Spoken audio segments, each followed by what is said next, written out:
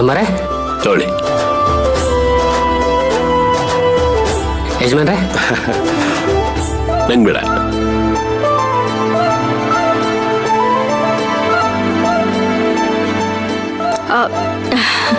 ಚೆನ್ನಾಗಿದ್ದೀರಾ?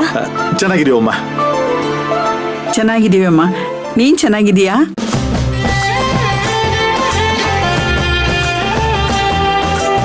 ಮಯೂರಿ, ನೀನು ಹಳ್ಳಿಲಿ ತೋಟದಲ್ಲಿ ಕೆಲಸ ಮಾಡ್ಕೊಂಡಿದ್ದಳು. ತಂಗಿಯರ ಮದುವೆ ಆಗೋವರೆಗೂ ನಾನು ಮದುವೆನೇ ಆಗಲ್ಲ ಅಂತ ಇದ್ದೆ. ಈಗ ನೋಡು, ಇಷ್ಟು ದೊಡ್ಡ ಮನೆತನಕ್ಕೆ ಸೊಸೆಯಾಗಿ ಬಂದಿದೀಯಾ.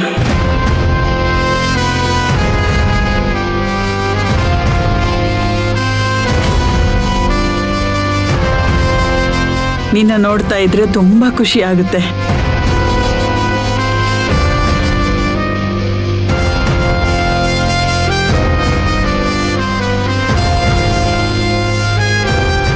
ರಾಜೇಶ್ವರಿ ಅವರೇ, ನೀವಿಂಥ ಸೊಸೆನ ಪಡೆಯೋದಕ್ಕೆ ತುಂಬಾ ಪುಣ್ಯ ಮಾಡಿದ್ರಿ.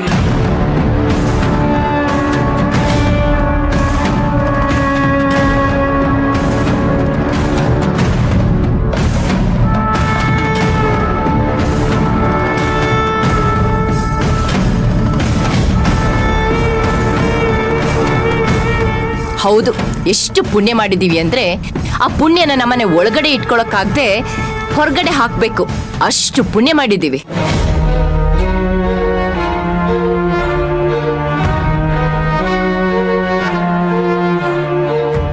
ಏನಮ್ಮ ಮಯೂರಿ, ಮದ್ವೆ ಆದ್ಮೇಲೆ ಹಳ್ಳಿಗೆ ಬರೋದೇ ಕಡಿಮೆ ಮಾಡಿದೀಯಾ? ನಿನ್ನ ಅಪ್ಪ ತಂಗಿನ ಮರೆಯೋಷ್ಟು ಪ್ರೀತಿ ಸಿಗ್ತಿದೀಯಾ ನಿಂಗೆ ಇಲ್ಲಿ? ನಿನ್ನ ಗಂಡ ನಿನ್ನನ್ನು ಅಷ್ಟೊಂದು ಪ್ರೀತಿ ಮಾಡ್ತಾನ?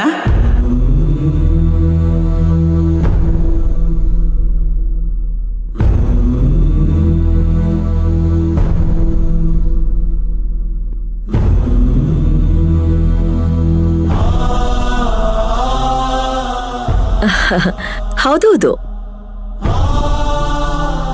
ನನ್ ತಮ್ಮ ಅವಳನ್ನ ತುಂಬಾ ಪ್ರೀತಿ ಮಾಡ್ತಾನೆ. ಅವಳು ಒಂದು ಕ್ಷಣ ನಮ್ಮ ಮನೇಲಿ ಕಾಣಿಸ್ಲಿಲ್ಲ ಅಂದ್ರೂ ವಿಲವಿಲ ಅಂತ ಒದ್ದಾಡ್ಬಿಡ್ತಾನೆ. ಅಷ್ಟು ಕಾಳಜಿ ಅವನಿಗೆ ಅವಳ ಮೇಲೆ.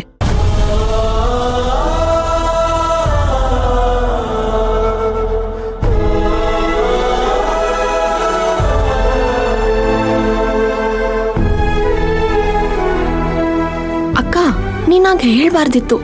ಅಮ್ಮನ ಮುಖ ನೋಡು, ಒಳ್ಳೆ ಸೀದೋಗಿರೋ ಕುಕ್ಕರ್ ತರ ಕಾಣಿಸ್ತಿದೆ. ಮತ್ತಿನ್ನೇನೆ, ಮಾತು ಮುಂಚೆ ಪುಣ್ಯ ಮಾಡಿದೀವಿ, ಅದೃಷ್ಟ ಮಾಡಿದೀವಿ ಅಂತ ಹೇಳ್ತಾ ಇದ್ರೆ ಅದನ್ನ ಕೇಳ್ಕೊಂಡು ಸುಮ್ಮನೆ ಇರಕ್ಕಾಗತ್ತಾ ಹೇಳು?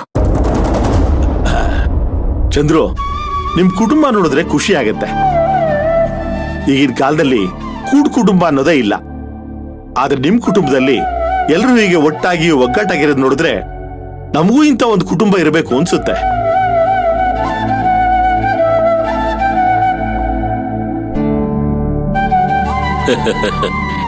ಹೇಗಿದ್ರು ಮಗನ್ ಮದುವೆ ಮಾಡ್ತಿದೀಯಲ್ಲ, ನಿಮ್ ಜೊತೆ ಸೊಸೆನೂ ಸೇರ್ಕೋತಾಳೆ, ಆಮೇಲೆ ಕುಟುಂಬ ಬೆಳೆಯುತ್ತೆ. ಅಂದ್ಹಾಗೆ ಗಿರೀಶ ಹೇಗಿದ್ದಾನೆ? ಹೋದ್ಸಲ ಬಂದಾಗ ಅವನ್ ಸಿಗ್ಲೇ ಇಲ್ಲ. ಅವನೆಲ್ಲಪ್ಪ ಊರಲ್ಲಿದ್ದಾನೆ. ಅವನೀಗ ಮಗನ ಜೊತೆ ಫಾರಿನ್ ಅಲ್ಲೇ ಸೆಟ್ಲ್ ಆಗ್ಬಿಟ್ಟಿದ್ದಾನೆ. ಇನ್ ರಮೇಶ ಅವನು ಫಾರಿನ್ ಅಲ್ಲೇ ಇದ್ದಾನೆ. ಆನಂದ್ ಅಂತೂ ಅವನ ಮಗಳು ಡೆಲ್ಲಿಲಿ ಇದ್ದಾಳೆ ಅಂತ ಅವನು ಡೆಲ್ಲಿಲೇ ಇದ್ದಾನೆ. ಹೀಗೆ ಒಬ್ಬೊಬ್ಬರ ಒಂದ್ ಕಡೆ ಹೋಗಿ ಸೆಟ್ಲ್ ಆಗ್ಬಿಟ್ಟಿದ್ದಾನೆ. ಊರಲ್ಲಿ ಯಾರೂ ಇಲ್ಲ. ಜಾತ್ರೆ ಹಬ್ಬ ಹರಿದಿನ ಅಂದಾಗ ಬಂದ್ರೆ ಬರ್ತಾರ, ಇಲ್ದಿದ್ರಿಲ್ಲ. ನೀನ್ ಏನೇ ಹೇಳು, ನಾವು ಹುಟ್ಟಿದ ಜಾಗದಲ್ಲಿ ಬದುಕುವಂತ ಪುಣ್ಯ ಇನ್ನೊಂದಿಲ್ಲ. ಆದ್ರೆ ನಿನ್ ವಿಷಯನೇ ಬೇರೆ ಬಿಡು. ಬೆಂಗಳೂರಂತ ದೊಡ್ಡ ಊರಲ್ಲಿ ನಿಂದೇ ಆದಂತ ಸಾಮ್ರಾಜ್ಯ ಕಟ್ಕೊಂಡಿದ್ಯಾ. ನೀನ್ ನೋಡಿದ್ರೆ ತುಂಬಾ ಖುಷಿ ಆಗತ್ತೆ ಕಣ.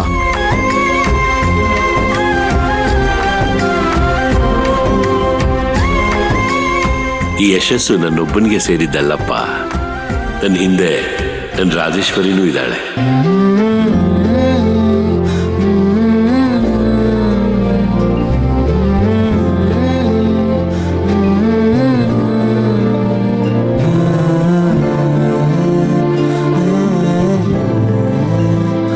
ಇವಳು ಸಪೋರ್ಟ್ ಇಲ್ಲದೆ ಹೋಗಿದ್ದಿದ್ರೆ ನಾನು ಊರಲ್ಲಿ ತೆಂಗಿನ ತೋಟ ನೋಡ್ಕೊಂಡಿರ್ಬೇಕಾಗಿತ್ತು.